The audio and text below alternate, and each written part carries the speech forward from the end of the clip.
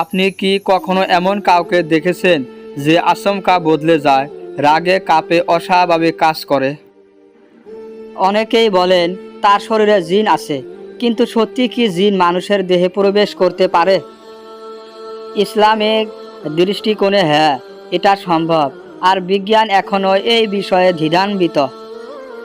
ইমাম ইবনু তাইমিয়া রহমতুল্লাহ বলেন, জিনের দেহে প্রবেশ বাস্তব এবং বহুবার প্রমাণিত। রাসূলুল্লাহ সাল্লাল্লাহু আলাইহি সাল্লাম বলেন, শয়তান মানুষের রক্তনলীর মধ্য দিয়ে প্রবেশ করে। সহিহ বুখারী। এখন প্রশ্ন, তারা শরীরে ঢোকে কিভাবে? কোরআন বলছে তারা আমাদের দেখতে পায়, কিন্তু আমরা তাদের দেখি না।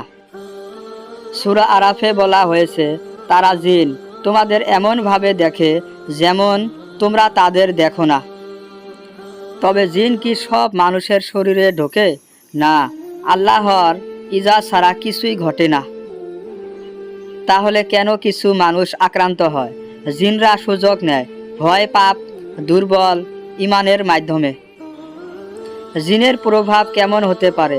মেজাজ পরিবর্তন, শারীরিক কষ্ট, ঘুমে দুঃস্বপ্ন, নামাজে মনোযোগ হারানো। অনেক সময় চিকিৎসায় কিছু হয় না, তখন রুকিয়া, ইসলামিক চিকিৎসা দিয়ে ভালো হয়ে যায়। তবে বিজ্ঞান কি বলে এই বিষয়ে? বিজ্ঞান এটাকে সাইকোলজিক্যাল ডিসঅর্ডার বলে ব্যাখ্যা করে। ডিপ্রেশন, বাইপোলার ডিসঅর্ডার, সিজোফ্রেনিয়া এসব রোগের লক্ষণ জিনের প্রভাবে মিলে যায় অনেক সময়। তবে অনেক ডাক্তারও বলেছেন কিছু কেস মেডিকেল নয়, বরং স্পিরিচুয়াল বা অদৃশ্য কিছু।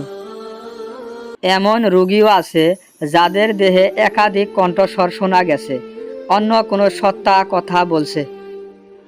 এক্সপার্টদের মতে জিনের দখল এবং সাইকোলজিক্যাল অসুস্থতা আলাদা করে চিনতে হয়। তাহলে কিভাবে রক্ষা পাওয়া যাবে জিন থেকে? আসুন জেনে নিই ইসলামের 5টি উপায়।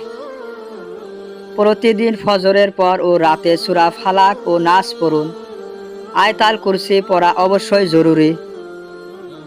পবিত্র থাকুন এবং নামাজ পড়ুন। ঘুমানোর আগে 3 কুল পরে শরীরের উপর ফু দিন। কোনো সমস্যা মনে হলে ঝাড়ফুঁক নয়, বিশ্বস্ত আলেমের মাধ্যমে রুকিয়া সারাইয়া করুন। সবচেয়ে বড় কথা, আল্লাহর উপর বিশ্বাস থাকলে জিন আপনার কিছুই করতে পারবে না। হিন্দু ধর্মে জিন না থাকলেও বেদ, ভূত বা অশরীরী আত্মার বিশ্বাস অনেকটাই একই রকম। অর্থাৎ সব ধর্মে কিছু না কিছু দেখা যায়, অদৃশ্য শক্তি যাকে সবাই ভয় পায়। তবে ভয় নয়, জ্ঞান দিয়ে বুঝতে হবে কিভাবে এই শক্তি কাজ করে। শেষে বলি, আল্লাহ রক্ষা করেন তাকে যিনি নামাজে দৃঢ়, কোরআনে বিশ্বাসী। আপনি কি ভাবেন, জিন সত্যি মানুষের শরীরে প্রবেশ করতে পারে? আপনার মতামত নিচে কমেন্টে জানাতে ভুলবেন না। আর এমন ভিডিও পেতে সাবস্ক্রাইব করুন। ইসলাম ও বিজ্ঞানের আলোকে সত্য জানুন, ভয় নয়, ঈমান দিয়ে জিতুন ইনশাআল্লাহ।